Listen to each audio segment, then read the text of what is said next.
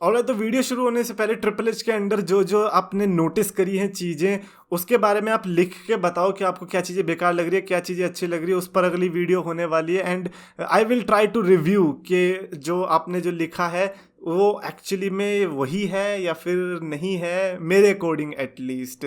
तो let's see कि कितने लोगों को ट्रिपल एच की गलतियां दिखाई देती हैं या अच्छाई दिखाई देती हैं। कमेंट सेक्शन में शुरू हो जाओ।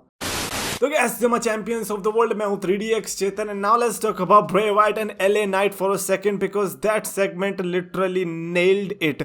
लाइक काफी लोगों को लगेगा कि यार ये तो ब्रे वाइट की हाइप खत्म हो रही है बिकॉज ब्रे वाइट एक ऐसे सुपरस्टार के साथ लड़ रहा है जो कि रिसेंटली अभी मेन रोस्टर में कूदा है।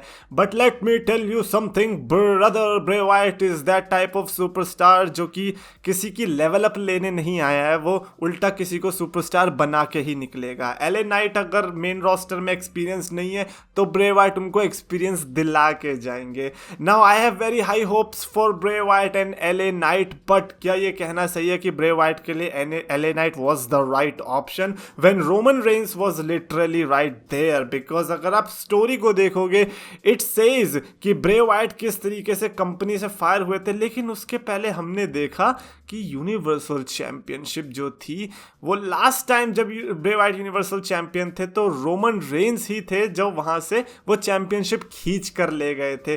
तो टेक्निकली देखा जाए तो अगर ब्रे वाइट कंपनी में वापस आए हैं तो उनको या तो रैंडी ऑर्टन से लड़ना चाहिए था जो कि अभी नहीं है, तो फिर रोमन रेंस बचे। अब क्योंकि वो स्मैकडाउन में है और टॉप प्राइस के लिए जा सकते हैं तो उनका डेफिनेटली सेंस बना रहा था। Now that survivor series is in this way, जो कि मेरे को लगता है कि बहुत ऑकवर्ड टाइमिंग थी, मेरे को लगता है कि बहुत जबरदस्ती का। However I am excited for that survivor series war games match, but मेरे को लगता है कि उसकी वजह से काफी ज्यादा बड़ा ब्रेक और like non title story line की वजह से मेरे को लगता है कि रॉयल रंबल के लिए उनको या तो बहुत दिक्कत आ सकती है, बहुत अमेजिंग बिल्ड मिल सकता है। क्योंकि अब आपको जनवरी के एंडिंग में पेपर व्यू देखने को मिलेगा, दिसंबर में कोई पेपर व्यू नहीं होने वाला और नवंबर में भी ऐसा चैंपियनशिप के लिए कोई मैच अब दिख नहीं रहा है।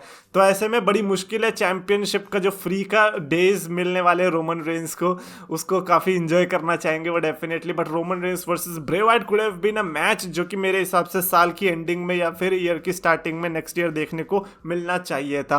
But I have really high hopes for Bray Wyatt and LA night and I think कि इनका अगर लॉन्ग टर्म में राइवलरी चलती है तो बहुत कुछ आपको देखने को मिल सकता है। पीपल वर सेइंग कि ये वन टाइम फेस ऑफ था और ये दोबारा से देखने को नहीं मिलेगा। पॉसिबल है बिकॉज ब्रे वाइट को इस समय इंटरनल प्रॉब्लम्स हो रही हैं, वो अपने आप से लड़ रहे हैं और ऐसे में हो सकता है कि वो इधर उधर सुपरस्टार्स को जाके ऐसे अटैक करे और अपने आप को खोजने के लिए वो दूसरे सुपरस्टार की थिंकिंग को एक्सप्लोर करना चाहेंगे। तो हो सकता है कि नेक्स्ट वीक हमें LA नाइट की जगह वो किसी और के साथ ही दिखाई दे जाए।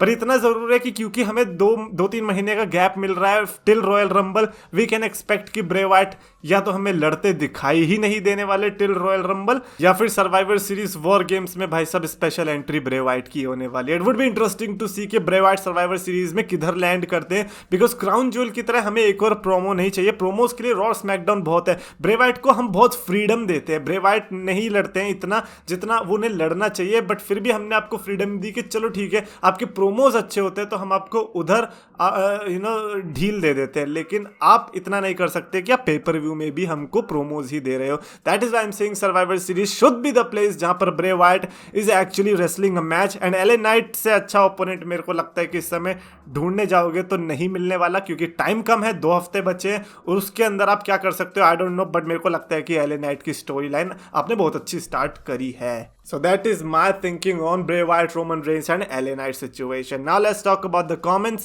पवन ने लिखा है कि चेतन भाई प्रेडिक्ट किए थे कि स्मैकडाउन बोरिंग होगी, नाउ पार्टी बदल दी। एक मिनट, पार्टी बदल दी क्या होता है? जब स्मैकडाउन अच्छी हो गई तो अच्छा ही तो बोलूंगा, मतलब एटलीस्ट मेरे को अच्छी लगी तो अच्छा ही बोलूंगा। अब ये थोड़ी है कि मैंने 100 साल पहले प्रिडिक्शन कर दी तो फिर मैं उस पर टिका ही रहूंगा कि नहीं नहीं देखो मैं तो अपनी स्टेटमेंट ट्रू कर। That is why it is a prediction, it was not a fact कि देखो कल की तो बोरिंग ही होगी। काफी लोग उस पर नाराज हो गए थे, इस पर नाराज क्यों? प्रिडिक्शन ही तो है, प्रिडिक्शन या तो गलत होगी या सही होगी। ऊपर से मैंने लिखा था बोल्ड प्रिडिक्शन, बोल्ड का मतलब ही यही होता है जो कि आप लोगों को एक्सपेक्टेड नहीं था। और personally speaking in my defence भाई देखो, मैंने जो देखा था स्मैकडाउन का प्रीव्यू, मेरे को उसमें लग रहा था कि रोमन रेंस नहीं आने वाले, और 6 वुमेन पैक चैलेंज का वो मैच कार्ड देख लिया था। अब उन दो चीजों को देख के अगर मैं स्मैकडाउन को बोरिंग नहीं बोलता तो क्या बोलता, बट उन्होंने क्योंकि डिलीवर कर दिया तो मेरे को लगता है कि वो बहुत अच्छी बात थी। At the end of the day that's what it matters, कि जो शो है वो अच्छा डिलीवर होना चाहिए। बाकी प्रिडिक्शन तो राइट रॉन्ग होती रहती है, प्रिडिक्शन है भाई, ग्रंथ थोड़ी है जो मैंने लिख दिया और वो सच ही है।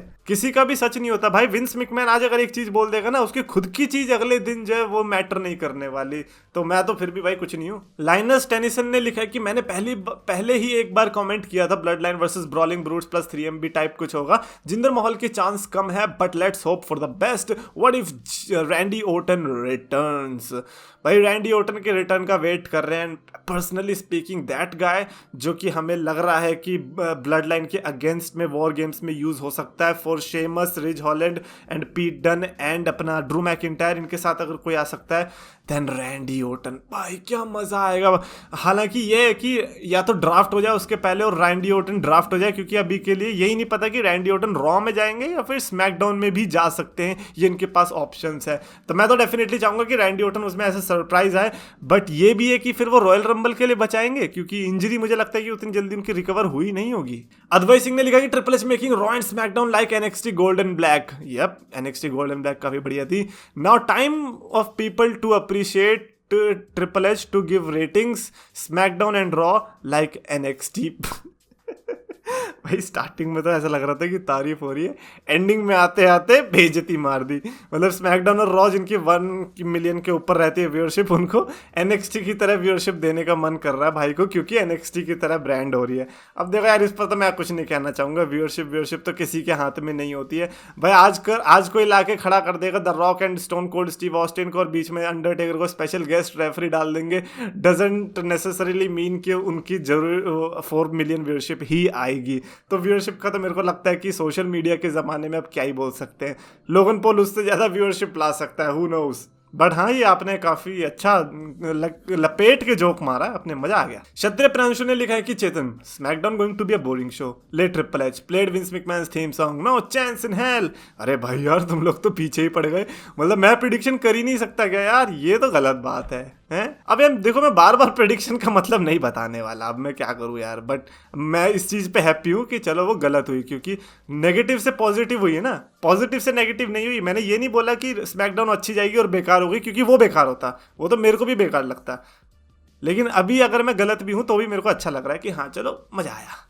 नीरज वाधवा ने लिखा कि I think Kevin Owens will come as 5th person against Sami just like he came in NXT War Games. Yep, Kevin Owens के ही सबसे ज्यादा चांसेस लग रहे हैं कंसीडरिंग पीपल सिचुएशन, लोग जिस तरीके से केविन ओवेंस की बात कर रहे हैं। And triple H is that type of guy जो कि एक्चुअली में लोगों की सुन रहा है, तो अगर केविन ओवेंस आते भी हैं तो सरप्राइज होने की बात है ही नहीं।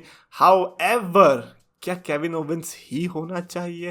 That should be a mystery. But जिस तरीके से केविन ओवेंस ने रोमन रेंस को रिसेंट में इनडायरेक्ट चैलेंजेस दिए थे एंड देन अचानक से गायब हो गए, मेरे को लगता है कि बहुत अच्छा मौका है कि केविन ओवेंस यहाँ पर आकर ब्लड लाइन के साथ कुछ अपना प्रोग्राम शुरू कर सकते हैं। Kevin Owens, Randy Orton, pro endless possibilities निकल रही है, और मुझे लगता है आने वाले 2 हफ्ते में अगर इन्होंने अपना पार्टनर चूज नहीं किया तो बहुत सारी पॉसिबिलिटीज निकलने भी वाली हैं।